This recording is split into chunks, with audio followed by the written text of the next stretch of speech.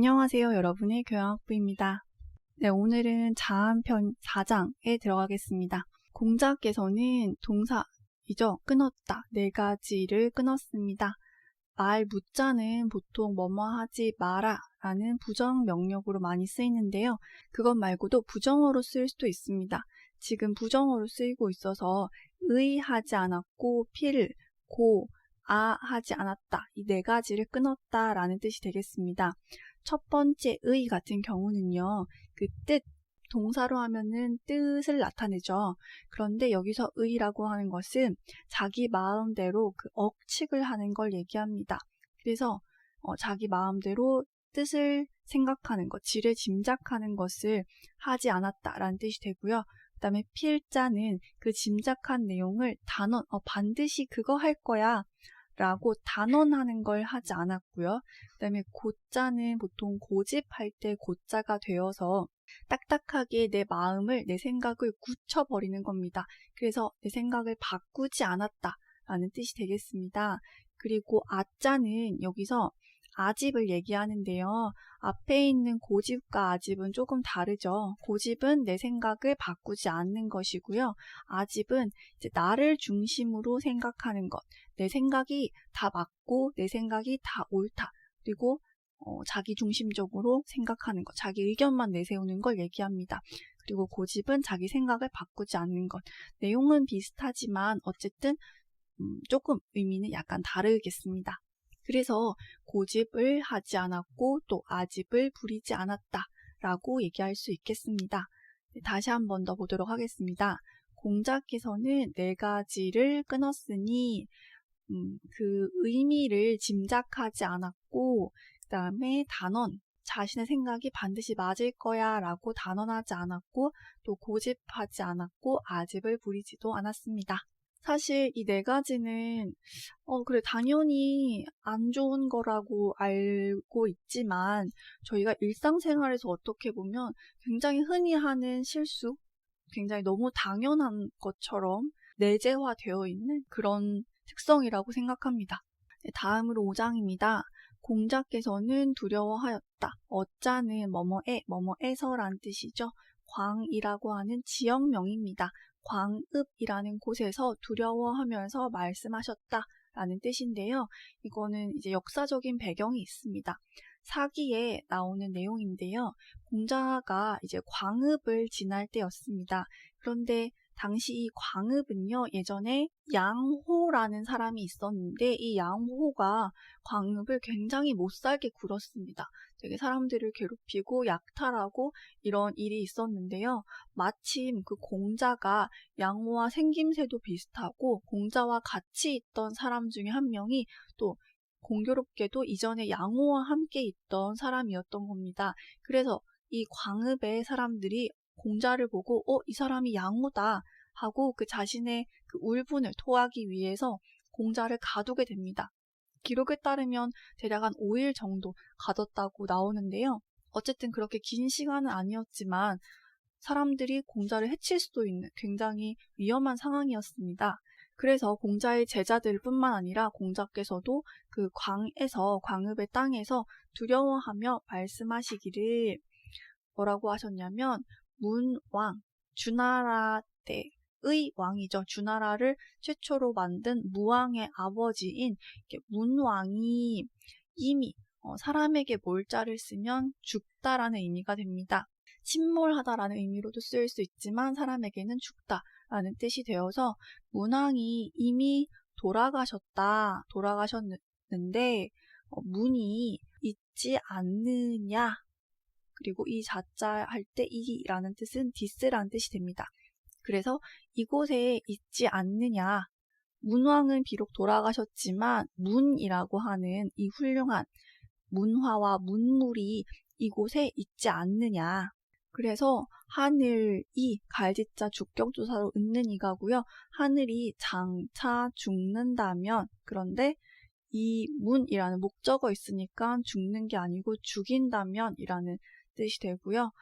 하늘이 장차 이 문이라는 거, 문왕이 만든 이 문이라는 거를 죽이려고 한다면 뒤에 죽는 사람, 그러니까 문왕 그 뒤에 죽은 사람인 바로 내가 되겠죠. 공자가 되겠습니다. 뒤에 죽을 사람인 내가, 얻을 득자는 얻다라는 뜻으로 해석하셔도 좋고요. can이라는 조동사로 해석하셔도 좋습니다. 그래서 할 수 없다. 그래서 줄 여자가 동사로 쓰이면은 함께하다, 참여하다라는 뜻이었으니까 참여할 수 없었을 거다. 근데 뭐에? 이 문에 내가 참여할 수가 없었을 거다. 그러니까 그 문왕이 만들어 놓은 이 문이 있었는데 그 문을 하늘이 장차 죽이려고 해서 없애버렸다면 내가 이 문에 참여할 수는 없었을 거다. 그런데 하늘이 주격조사죠. 아직 죽이지 않았다. 이 문을 죽이지 않았다. 그 말은 공자가 나는 지금 이 문을 누리고 있다. 문을 향유하고 있다. 그러니까 아직 하늘이 문을 죽이지 않은 것이다. 그러면 문이 있으니까 광인, 즉 광읍의 사람들이 그 기자는 없애주셔도 괜찮고요. 저희 없어지는 것도 많이 봤었죠. 그리고 그 기자 뜻 자체에 장차라는 부사 의미가 있어요. 장차라고 해석하면 가장 적절할 것 같습니다. 그리고 여하 혹은 하여, 저희 여러 번 봤던 내용이죠. 어찌 하겠는가, 무엇을 하겠는가, 어찌 그렇겠느냐라는 의문으로, 의문 종결사로 많이 봤었죠. 그래서 요 여하의 목적어가 나입니다.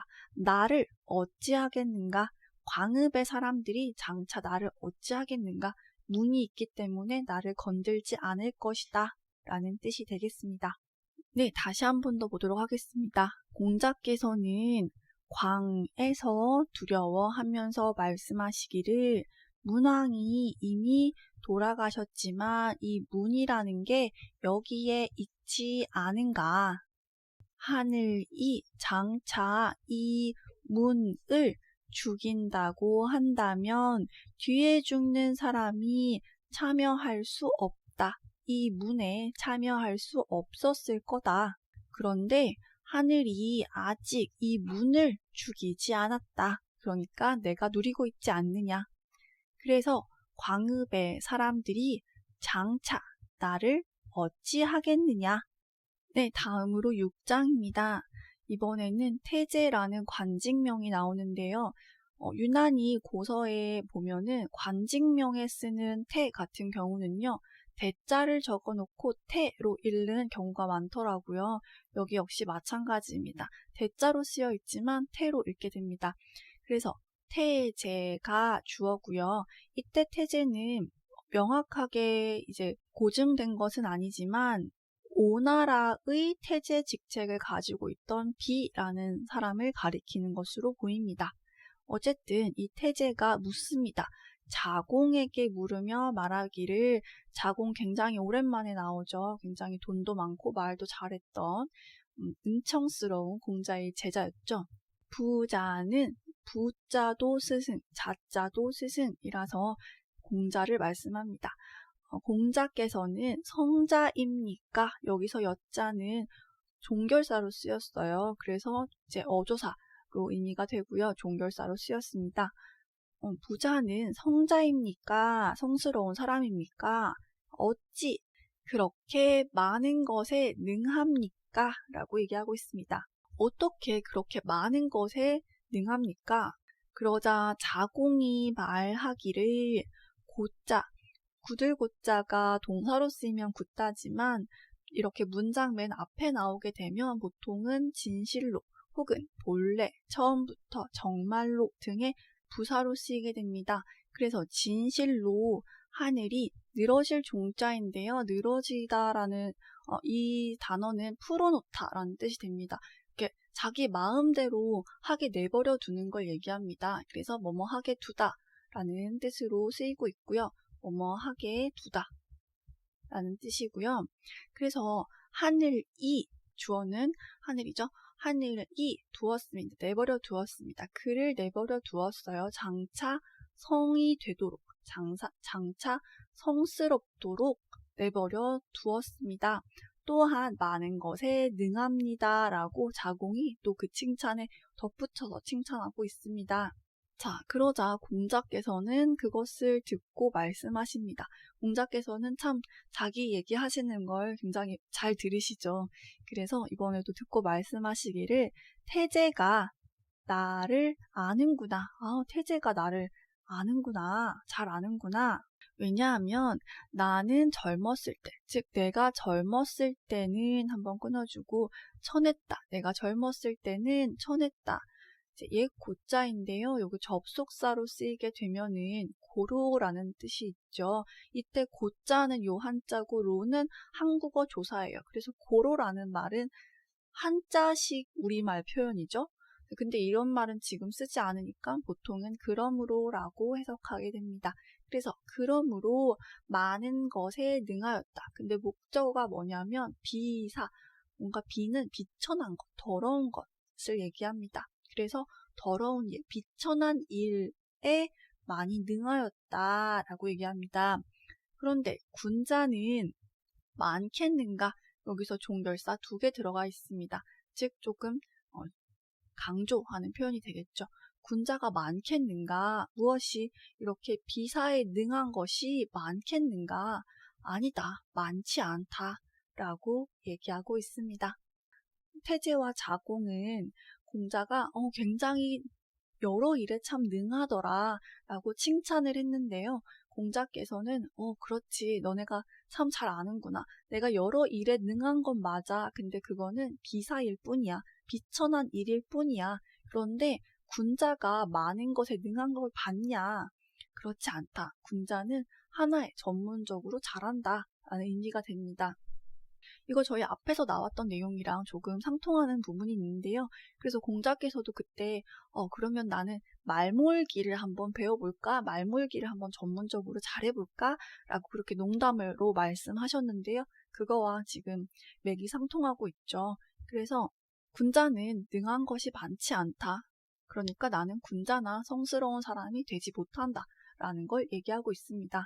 이거는 지금 우리의 세계에서도 사실 통하는 내용 같은데요. 어떤 사람들은 전문가로서 굉장히 자신의 일에 능하고 하나에 능하고요.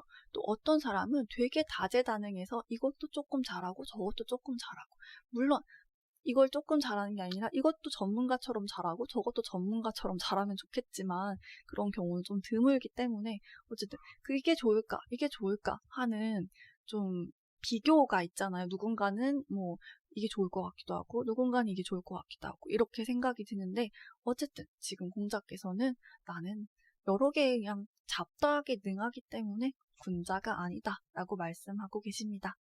네, 다시 한 번 더 보도록 하겠습니다. 태제가 자공에게 물으며 말씀하시기를 공자께서는 성자입니까? 어찌 그렇게 많은 것에 능합니까? 그러자 자공이 얘기합니다. 진실로 하늘이 그를 장차 성스럽도록 내버려 두었습니다. 또한 많은 것에 능합니다. 공자께서 그것을 들으시고 말씀하시기를 태제가 나를 아는구나.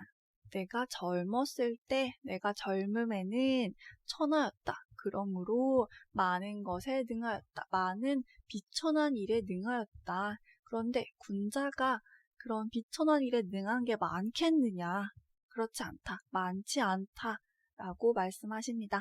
네, 오늘은 여기까지입니다. 수고하셨고요. 또 다음 시간에 뵙겠습니다.